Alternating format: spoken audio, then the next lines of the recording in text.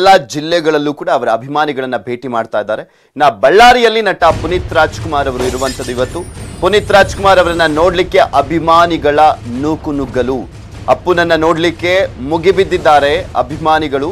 ಪುನೀತ್ರನ್ನ ನೋಡ್ಲಿಕ್ಕೋಸ್ಕರ ಜಮಾಯಿಸಿದ್ದಾರೆ fans. ಸಾವಿರಾರು ಸಂಖ್ಯೆಯಲ್ಲಿ ಆಗಮಿಸಿದ್ದಾರೆ ಫ್ಯಾನ್ಸ್ಗಳು. ಶಾರೀರಿಕ ಅಂತರ ಇಲ್ಲ, ಮಾಸ್ಕ್ ಇಲ್ಲ. ನಿನ್ನೆ ಗುಲ್ಬರ್ಗದ ಒಂದು ಭೇಟಿಯ ಸಂದರ್ಭದಲ್ಲೂ, ಕಲಬುರಗಿ ಭೇಟಿಯ ಸಂದರ್ಭದಲ್ಲೂ ಕೂಡ ಇದೇ ರೀತಿಯಾಗಿತ್ತು. ಹುಬ್ಳಿ, ಬೆಳಗಾವಿಯಲ್ಲೂ ಕೂಡ ಅಷ್ಟೇ. ಯುವರತ್ನ ಪ್ರಮೋಷನ್ಗಾಗಿ ಹೋದಾಗ ಹೀಗೆ ಜನ ಸೇರ್ತಾ ಇದ್ದಾರೆ. ಶಾರೀರಿಕ ಅಂತರ ಕೂಡ ಇರಲಿಲ್ಲ. ಸೊ ಹೀಗಾಗಿ ಸ್ವಲ್ಪ ನಾವು ಅದನ್ನೇ ಎಚ್ಚರಿಸ್ತಾ ಇದ್ದಿದ್ದು, ಸ್ವಲ್ಪ ಮಟ್ಟಿಗಾದರೂ ಫ್ಯಾನ್ಸ್ ಅಂತ ಹೇಳಿಬಿಟ್ಟು ಎಲ್ಲ ಕಡೆನೂ ಹೋಗಿ ಮುಗಿಬೀಳ್ಬೇಡಿ. ಸ್ವಚ್ಛತೆಯನ್ನು ಕಾಪಾಡಿ, ಅದು ಆಗಲ್ಲ ಓಕೆ. ಅದರ ಜೊತೆಗೆ ಅಟ್ಲೀಸ್ಟ್ ಸ್ವಲ್ಪನಾದರೂ ಎಷ್ಟರ ಮಟ್ಟಿಗೆ ಸಾಧ್ಯ ಅಷ್ಟರ ಮಟ್ಟಿಗೆ ನೀವು ಈ ಸೋಷಿಯಲ್ ಡಿಸ್ಟೆನ್ಸ್ ಅನ್ನೋದಂತ ಅದನ್ನಾದರೂ ಕಾಪಾಡ್ಕೊಳ್ಬೇಕಾಗಿದೆ. ಇನ್ನೊಂದು ಕಡೆ ಮಾಸ್ಕನ್ನು ಧರಿಸಬೇಕು. ಆದರೆ ಇದೆಲ್ಲವೂ ಕೂಡ ಗಾಳಿಗೆ ತೂರ್ತಾ ಇದೆ.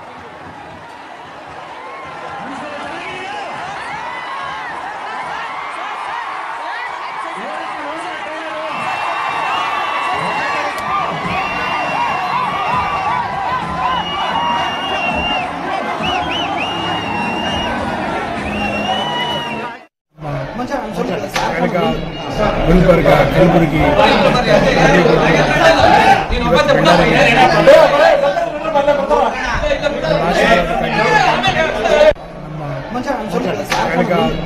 ಗುಲ್ಬರ್ಗ, ಕಲಬುರಗಿ,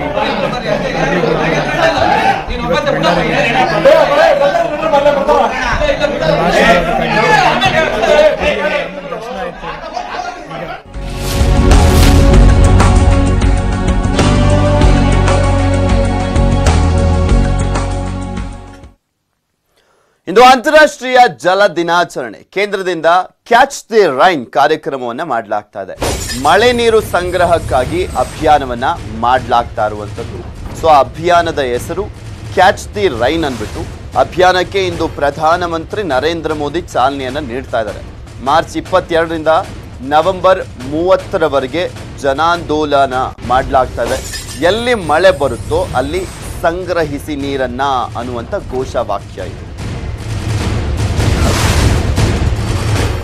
ಇಲ್ಲಿ ಮಳೆ ನೀರನ್ನ ಸಂಗ್ರಹಿಸುವಂತ ವಿಚಾರಕ್ಕೆ ಸಂಬಂಧಪಟ್ಟಂತೆ ಅಭಿಯಾನವನ್ನ ಮಾಡಲಾಗ್ತದೆ. ಇವತ್ತು ಆ ಅಭಿಯಾನಕ್ಕೆ ಚಾಲನೆಯನ್ನ ನೀಡ್ತಾ ಇದ್ದಾರೆ ಪ್ರಧಾನಮಂತ್ರಿ ನರೇಂದ್ರ ಮೋದಿ ಅವರು.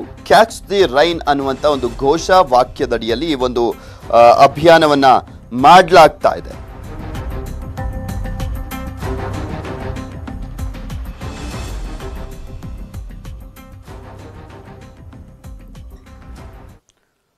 ಇವಿಷ್ಟು ಈ ಕ್ಷಣದವರೆಗಿನ ಸುದ್ದಿಗಳು. ಇನ್ನು ನ್ಯೂಸ್ ಅನ್ನ ಮುಗಿಸ್ಲಿಕ್ಕೂ ಮುಂಚೆ ನಮ್ಮ ಕಳಕಳಿ, ಪ್ರತಿಯೊಬ್ಬರು ಕೂಡ ಮಾಸ್ಕ್ ಅನ್ನು ಧರಿಸಿ, ಸೋಷಿಯಲ್ ಡಿಸ್ಟೆನ್ಸ್ ಅನ್ನ ಕಾಪಾಡಿಕೊಳ್ಳಿ, ಹಾಗೆ ಸ್ವಚ್ಛತೆಯನ್ನು ಕೂಡ ಕಾಪಾಡಿ. ಎರಡನೇ ಅಲೆ ಇರುವಂತಹ ಹಿನ್ನೆಲೆಯಲ್ಲಿ ಈ ಒಂದು ಕಳಕಳಿಯ ಮನವಿಯನ್ನ ನಿಮ್ಮ ಬಳಿ ಮಾಡ್ಕೊಳ್ತಾ ಇದ್ದೀವಿ. ಧನ್ಯವಾದ.